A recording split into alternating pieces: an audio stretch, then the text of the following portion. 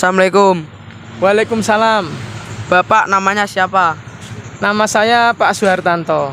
Bapak berprofesi sebagai apa? Saya sebagai guru, Mas. Bapak bertugas sebagai guru di sekolah mana? Saya bertugas di SMP Negeri 1 Kragan. Tugas pokok Bapak sebagai guru apa? Saya di SMP Negeri 1 Kragan sebagai guru pendidikan Pancasila. Sejak kapan Bapak menjadi guru di sekolah ini? Mulai tahun 2021 per Juli. Dengan Bapak sebagai guru apa dampak positif di lingkungan masyarakat? Ketika saya menjadi guru, sebenarnya tidak begitu banyak dampak di masyarakat, tapi alhamdulillah ketika di lingkungan masyarakat itu ketika contoh kecilnya saja ketika yang paling kelihatan itu pada saat kegiatan 17 Agustus, Mas.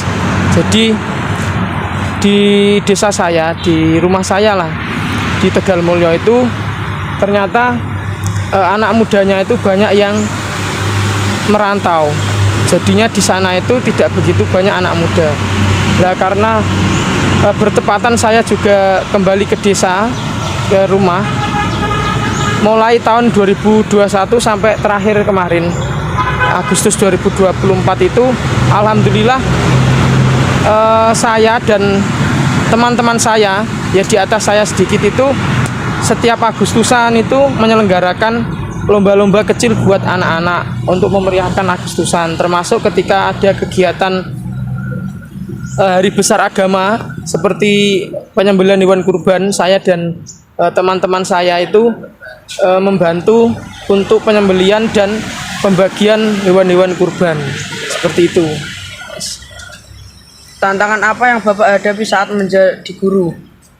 Sejauh ini mulai tahun 2021 tantangan yang paling berat itu ketika melihat kondisi anak-anak siswa itu ketika malas buat belajar atau bersekolah. Kan sekarang itu kalau saya melihat zaman Pak Tanto dulu sekolah dengan sekarang itu berbeda jauh.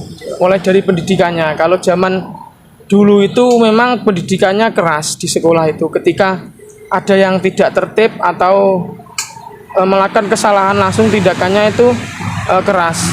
Tapi sekarang ya gimana, kita sebagai Pak Tanto sendiri dan Bapak Ibu guru yang lain sebagai guru itu mau bertindak keras itu juga pikir-pikir, Mas. Artinya terkadang anak sekarang itu dikeras itu semakin menjadi-jadi, tetapi terkadang kalau tidak dikeras itu ya kurang memperhatikan. Makanya itu tantangan bagi saya sendiri dan Bapak Ibu guru bagaimana meningkatkan minat teman-temannya Mas Sipa, bagaimana meningkatkan minat buat tidak malas belajar atau bersekolah sampai menjadi orang yang sukses.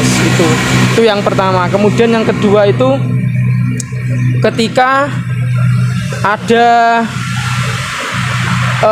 ketika saya sendiri ya pengalaman ketika masuk di kelas itu bagaimana menciptakan pembelajaran yang anak-anak itu bisa tertarik.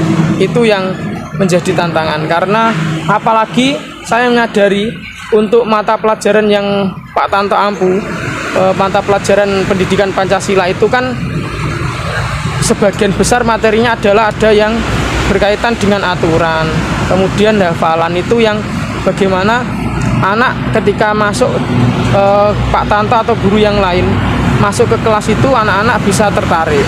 Itu yang menjadi tantangan saat ini. Seperti itu, Mas. Harapan atau pesan apa yang Bapak mau sampaikan untuk generasi muda di Indonesia? Pesan dan harapan saya, kalau harapan saya itu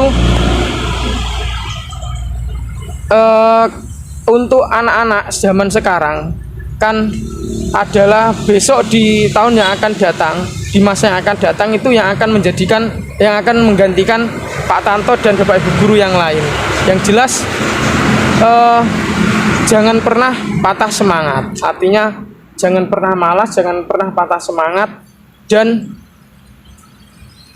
bekerja keras. Artinya gimana ya, artinya itu jangan sampai anak-anak zaman sekarang itu mudah mengeluh atau manja ya, karena semakin bertambahnya tahun, artinya zaman semakin hari semakin bertambah, itu realitas di lapangan termasuk